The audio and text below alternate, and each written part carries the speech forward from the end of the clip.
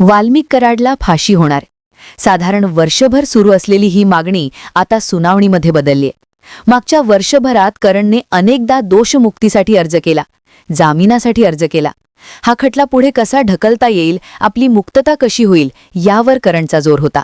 दुसऱ्या बाजूला त्याच्या टोळीकडून तुरुंगात पोलीस कर्मचाऱ्यांना धमकी देण्याचे प्रकार घडत होते. संतोष देशमुख यांच्या हत्येला वर्ष सुरू झालं तरी खटल्याला गती मिळत नव्हती. पण आता मात्र या खटल्याला गती मिळण्याची आणि वाल्मिक कराडला फाशी होण्याची चर्चा सुरू झालीय. त्याला कारण आहे अर्थातच बीड जिल्हा सत्र न्यायालयात झालेली आरोप निश्चिती. वाल्मिक कराड आणि त्याच्या टोळीवर वर्षभराने आरोप निश्चिती झालीय. पण या आरोप निष्ठेमुळे पुढे काय होऊ शकतं, याचा अर्थ नेमका काय आणि वाल्मिक त्याला फाशी होईल या चर्चा कशाच्या आधारे सुरू आहेत, सगळी माहिती जाणून घेऊयात या व्हिडिओमधून. नमस्कार, मी जानकी पाटील.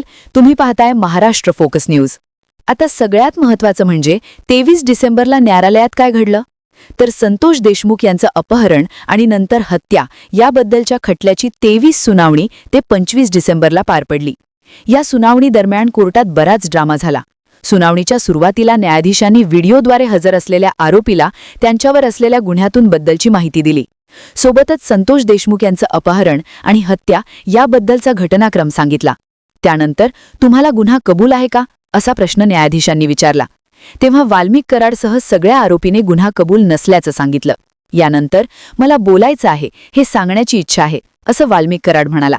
पण न्यायाधीशांनी तुम्हाला जेवढं विचारलं तेवढंच उत्तर द्या, जास्त बोलू नका, हो किंवा नाही एवढंच उत्तर द्या, अशा शब्दात त्याला फटकारलं.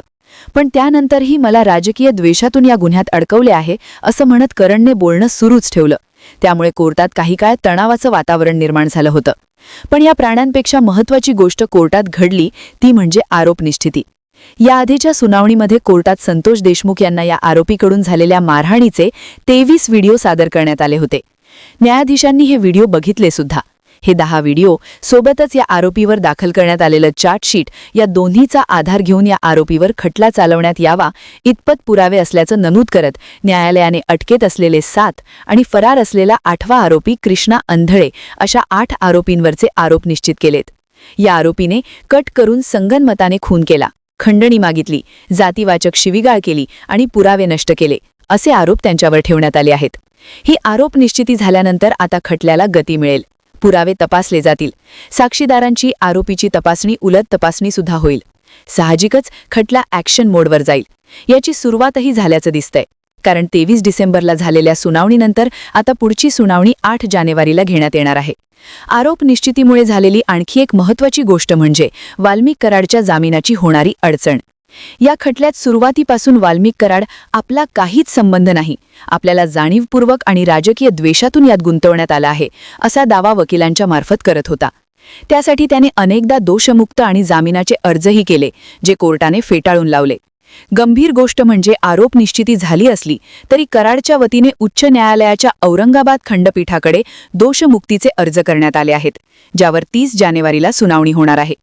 पण कराडची झालेली अडचण म्हणजे त्याच्यावर आरोप निश्चित करताना कोर्टाने त्याला मोक्कामधला आरोपी ग्राह्य धरला आहे. अथवा त्या कंपनीला मागण्यात आलेली खंडणी, संतोष देशमुख यांचं अपहरण करत त्यानंतर मारहाण करत केलेली हत्या, या सगळ्या कटाचा मुख्य सूत्रधार म्हणून वाल्मिक कराडचे नाव आरोपी नंबर 1 म्हणून ग्राह्य धरण्यात आलं. कराडच्या वकिलांनी दावा केला होता की मोक्का चुकीच्या पद्धतीने लावण्यात आला आहे. कराडला अटक करताना अटकेची कारणं लेखी देण्यात आली नव्हती. जेव्हा देशमुखांची हत्या झाली तेव्हा कराड घटनास्थळापासून शेकडो किलोमीटर लांब होता. पण कोर्टाने कराडच्या वकिलांचा हा युक्तिवाद फेटाळला आहे. कोर्टात दाखल करण्यात आलेल्या चार्जशीटमध्ये या 8ही आरोपीचे लोकेशन्स, सॅम्पल्स, कॉल रेकॉर्डिंग्स होते.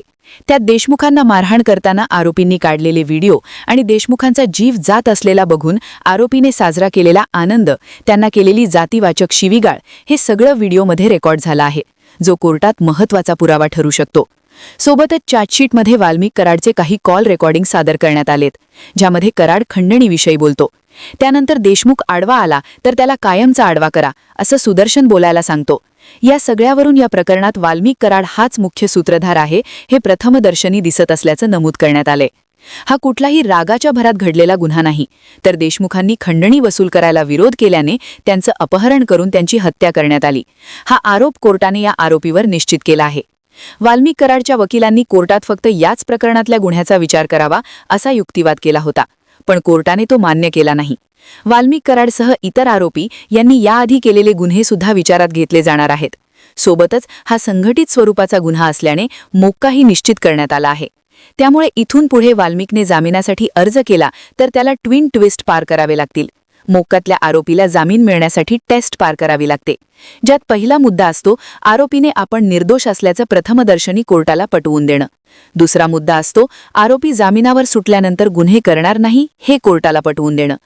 वाल्मिकचे कॉल रेकॉर्डिंग, आवाज, कंपनीला मागण्यात आलेली खंडणी, त्याच्या आदेशावर चालणारी टोळी या पुराव्यांमुळे त्याच्यावर चार्जेस फ्रेम झाले आहेत. आणि दुसऱ्या बाजूला त्याने आधी केलेले गुन्ह्यांमुळे तो जामिनावर बाहेर पडल्यावर गुन्हा करणार नाही याची खात्री कोर्टाला नाहीये. साहजिकच वाल्मिक बाहेर येणार अशा धमक्या देऊन त्याचे समर्थक लोकांना धमकावत असले तरी त्याचा बाहेर येण्याचा मार्ग जवळपास अशक्य झाला आहे.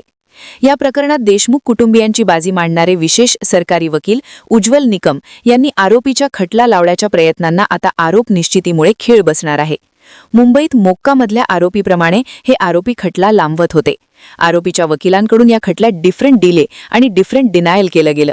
तीच ती कारणं न्यायालयात मांडली जात होती. पण आरोप निश्चितीमुळे प्रत्यक्ष पुराव्याचे काम लवकरच सुरू होईल. यापुढे खटल्याची वेगवान सुनावणी पार पडेल यासाठी प्रयत्न केले जात आहेत, अशी माहिती निकम यांनी दिली आहे. दुसऱ्या बाजूला या प्रकरणातला 4थ्या क्रमांकाचा आरोपी सुधीर सांगळे याच्याकडून सुनावणीला स्वतंत्र वकील उपस्थित होते. तेव्हा न्यायाधीशांनी प्रत्येक आरोपीचा स्वतंत्र वकील असेल का असा प्रश्न विचारला. तेव्हा आरोपीने हो असं उत्तर दिलं. त्यामुळे पुढच्या सुनावणी दरम्यान नेमकं काय घडणार हे पाहणं महत्त्वाचं ठरणार आहे. आता सगळ्यात महत्त्वाचा मुद्दा म्हणजे वाल्मिक कराडला फाशी होईल का? तर कराडवर मोक्काचा चार्ज फ्रेम झालाय. खंडणी, अपहरण आणि खून या प्रकरणात तो मुख्य सूत्रधार आणि आरोपी क्रमांक 1 आहे. जेव्हा संतोष देशमुख यांना अमानुष मारहाण झाली तेव्हा वाल्मिक कराड घटनास्थळी उपस्थित नसला तरी तो फोनवरून आरोपीच्या संपर्कात होता हे सुद्धा समोर आलंय. कॉल रेकॉर्डिंग आणि मारहाणीचे व्हिडिओ हे भक्कम पुरावे आहेत. पण असं असलं तरी शिक्षा होताना साक्षीदारांचे जबाब सुद्धा महत्त्वाचे ठरतील. पुरावे, जबाब हे सगळं कोर्टात टिकेल. गुन्हा सिद्ध झाला तर वाल्मिक कराड आणि त्याच्या टोळीला शिक्षा होईल. पण ही शिक्षा फाशीची असेल का हे ठरण्यासाठी कराड आणि त्याच्या टोळीने केलेला गुन्हा हा रेअरेस्ट ऑफ द रेअर प्रकारचा गुन्हा असल्याचं कोर्टात सिद्ध करावं लागेल. कुठल्या प्रकरणाला रेअर म्हणून ग्राह्य धरायची याची कुठलीही विशिष्ट चौकट नाही, पण हा एक कायदेशीर सिद्धांत आहे जो फाशीची शिक्षा सुनावताना विचारात घेतला जातो. भारतीय कायद्यानुसार खुनाच्या गुन्ह्यासाठी जन्मठेप हा सर्वसाधारण नियम आहे, तर फाशीची शिक्षा हा अपवाद आहे. कुठलीही केस रेअर ऑफ द रेअर ठरवताना 3 मुद्द्यांचा प्रामुख्याने विचार केला जातो. गुन्हा अत्यंत क्रूर किंवा अमानुष पद्धतीने केला असल्यास, गुन्हेगाराने अत्यंत नीच हेतूने किंवा समाजातल्या दुर्बल घटकांवर हल्ला केला असल्यास, गुन्हेगाराला सुधारणा होण्याची कोणतीही शक्यता उरली नसल्यास तरच फाशीचा विचार केला जातो. त्यामुळे आता देशमुखांना झालेली अमानुष मारहाणीचा आनंद घेणारे आरोपी, त्यांनी याआधी केलेले गुन्हे आणि जेलमध्ये दाखवलेला माज या सगळ्या गोष्टी पुढे करत उज्ज्वल निकम हे रेअर ऑफ द रेअर केस असल्याचा युक्तिवाद करतील.